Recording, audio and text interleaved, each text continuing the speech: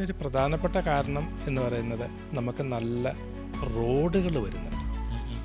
അതുപോലെ തന്നെ airport, see പോർട്ടുകൾ, ട്രാൻസ്പോർട്ടിങ്ങിനുള്ള അതായത് ഗുഡ്സ് ട്രാൻസ്പോർട്ടിങ്ങിനുള്ള ഒരു വേദി വരുന്നുണ്ട്. കൂടാതെ ഇലക്ട്രിസിറ്റി, വാട്ടർ നമുക്ക് ധാരാളം അവൈലബിൾ ആണ്. ടെലികമ്മ്യൂണിക്കേഷൻ നമുക്ക് അവൈലബിൾ ആണ്. സ്കിൽഡ് ആൻഡ് അൺസ്കിൽഡ് വർക്കേഴ്സ് നമുക്ക് അവൈലബിൾ ആണ്. പിന്നെ നമ്മുടെ കേരളത്തിലുള്ള ഒരുപാട് സഹോദരങ്ങൾ ഇന്ത്യക്കകത്ത് എല്ലാ സ്ഥലങ്ങളിലും, അതുപോലെ തന്നെ ലോകത്തിലേക്ക് നോക്കുകയാണെങ്കിൽ എല്ലാ സ്ഥലങ്ങളിലും ഉണ്ട്. ഇത് നമ്മുടെ ബിസിനസ്സിൻ്റെ സ്കോപ്പ് അല്ലെങ്കിൽ സ്കെയിലപ്പ് ചെയ്യാനുള്ള ഒരു സാധ്യത വർദ്ധിപ്പിക്കുന്നുണ്ട്.